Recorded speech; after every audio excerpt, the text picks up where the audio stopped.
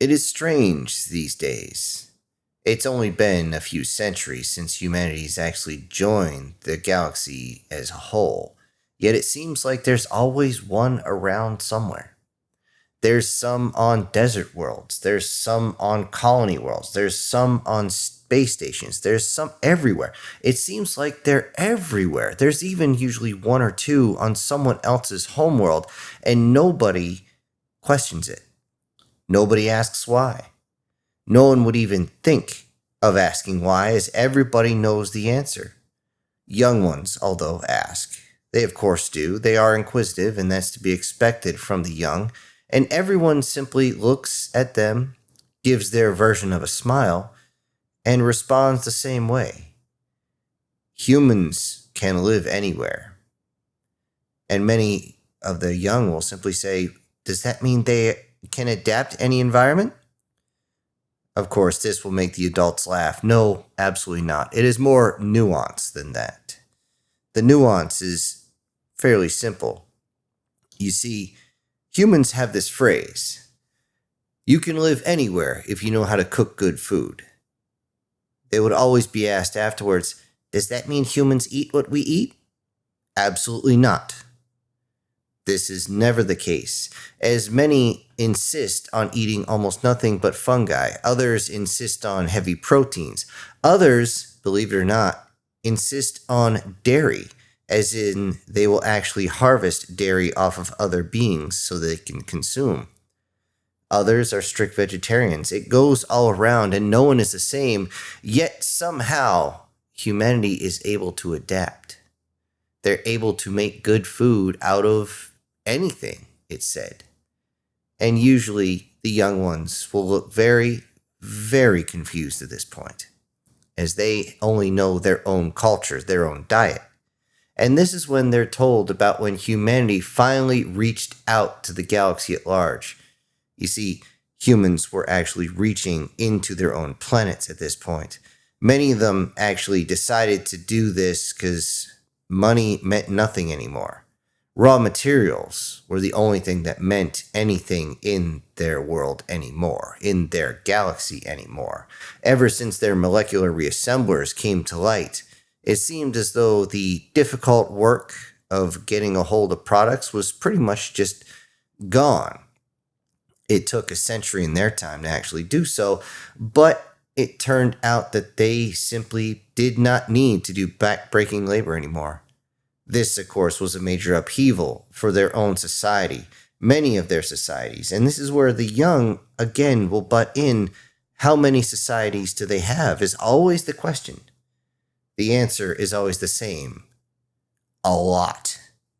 So many that it would take years to explain each and every one. So let's just say that humans have a lot. Some societies rip themselves to pieces. Others rose up to the stars, and some simply went on their business the way they normally would. But one thing remained the same.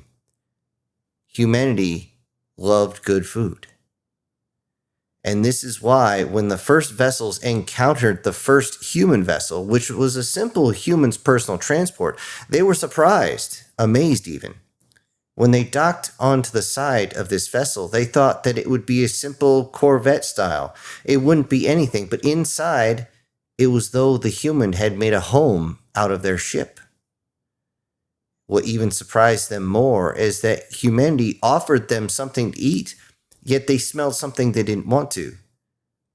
The Rensha are strict vegetarians. Absolutely strict. You cannot make them eat anything else. Not only will they refuse, but they will also be unable to digest it. The human simply turned and gave a toothy grin, and at first, everyone believed that the human was being hostile. A few actually reached for their weapons for a moment, but then the human simply turned, walked away, came back moments later with a handful of fresh vegetables and even some fruits. Everyone was amazed because there in the vacuum of space, where can you get fresh vegetables and fruits from? This was impossible. And the human simply, again, showed its teeth. But once again, everybody reached for their weapon, and the human covered their mouth and simply stated, "Oh, I'm sorry. I didn't mean to offend. We grow our own foods." Everyone was amazed. You do this in the vacuum of space, everything else is preserved. As it turned out, the humans had mastered hydroponics a long time ago. They had mastered it so well that once they had their anti-gravity in place, they could actually grow full trees. Going into the area, everybody breathed deep, and a few got very, very dizzy as the massive amount of oxygen in the air was almost overwhelming. Although it was also very, very intoxicating, to the point that one of the females actually started leaning on the human and started to sniff them a lot. This was enough that her mate actually pulled her back, and she started sniffing him. This was when they both exited the area very, very quickly, because they knew that for some reason she had sent herself right into heat. Everyone else was simply amazed, and they asked, why would a ship have this? This is amazing, they thought to themselves. They even asked again and again, why would you do this? It doesn't make sense. Why wouldn't you just have preserved food? And the human said, because we like fresh food. Everyone was just astounded at this, that humanity, a brand new species, would have mastered something that most other species either haven't mastered or forsake, leaving it behind, as it's not efficient enough. But no, not only did the human have brand new vegetables fresh off the vine, fresh off the tree, but then he started mixing. He mixing it up into something he called a mélange, a fruit salad. And then right next to it was known as a garden salad. Everyone was amazed, and even at the first bite, they were astounded. Word traveled fast, of course. Everyone realized that humans always had food on their ships, so they always would barter with the humans for some of their fresh produce. Many times the humans had more than they needed. Other times the human only would have a few. But every single time they bartered, and every single time it was delicious. Other species were questioning this, and they thought humans would be weak, believing that humans were also strict vegetarians. This was not the case. The Gorsh, they showed up, and they met up with 3 different human ships.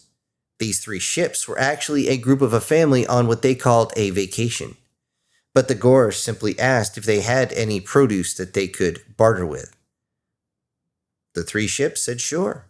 And sure enough, when they got on, the Gorsh were completely disgusted with the fruits and vegetables, as they are carnivorous species, straight up carnivorous. And the humans simply said, "Oh, you should have told us. Hold on a second." And they left with the fruits, and they came back with what seemed like fresh meats. They had a molecular assembler that was able to create full-on steaks, or on occasion they would pull one that was in cold storage. And each time, they once again delighted their new friends. Delighted them so much that barter continued for these foodstuffs. But this was not the end. It really came to a head when humanity was asked if they wanted to join the Galactic Alliance, a non-aggression treaty in a way of allowing trade to every single one of the species, keeping certain rules intact so nobody was taken advantage of. Humanity said, "You can come, but we're just going to tell you no." It didn't matter. Every species that had tasted their food decided they wanted to be there. They want to see the humans. They wanted to be around. They wanted to see the home planet. And when they did, they were offered an eclectic amount of food. Even the Schnook decided that they were going to be there. The Schnook only digested anything that was what the humans called dairy. A strange, strange species. But they insisted on getting something called bantha milk. No one on earth knew what that was, so they were offered things like milk, cottage cheese, yogurt, ice cream. All these things immediately delighted the Schnook, and all the rest were amazed. And one thing actually happened that surprised everyone. In the middle of the table was one foodstuff that everyone stared at, but everybody was hesitant to grab a hold of. They looked, and this foodstuff had grains made into some sort of dough. Now it was a bread. It had all sorts of vegetables, not only sliced or diced, but also mushed into it. It also had dairy. It had meats all over the top. Everybody was confused. How could we possibly eat this? But the humans simply went up and grabbed a piece and said, "Anybody want a slice?" And then immediately consumed it. Everybody knew humans were omnivores, but this amazed everybody, and they knew it was bad manners to deny your host. So they all took a slice. They looked at the human, who had to fold it slightly so that he could raise it up and bite into it. Most of the species looked, and they almost out and out refused, but finally closed their eyes, shoved it into their maw, snapped their jaws shut, pulled it back, chewed a little bit, thinking, "Oh, this is going to be disgusting." But no, it was not. Human pizza had actually gone over better than anyone expected, even though a few experienced some issues gastrally connected to this. It was still kind of funny to hear everybody trying to hold on to their farts as they went on to their own ships. Yet everyone was still interested in making sure that they would trade with the humans. Now, trade is possible with the humans, of course. However, no one is allowed within human territory. Humans trade outside their territory, and as everyone is told, humans are very, very territorial. And it wouldn't be anything for one of these species to want to take humans away from everyone else. Although this logic is flawed. And thanks to this flawed logic, everything's at peace. Humans now are out in every single sector. Some are chefs, extremely well noted. Some are simple couriers. Others on vacation. Each of them bringing on their home foodstuffs. Foodstuffs that trade very, very well. Foodstuffs that humans prepare in ways that just absolutely amaze everybody. Amaze them so much that once again, humans are simply desired to be around. Humans that don't want to cause any problems. They simply want to live in peace. Humans that once again, every time they bring out, say, a melange or a thick, juicy steak covered in mushrooms or whatever it might be, everybody remembers the human phrase, "You can live anywhere if you know how to cook good food." Hello, everybody. This is Syntax. Thank you for joining me today on this very off-the-cuff story. Now, before I go, I need to say that today's winner is Douglas Scarborough.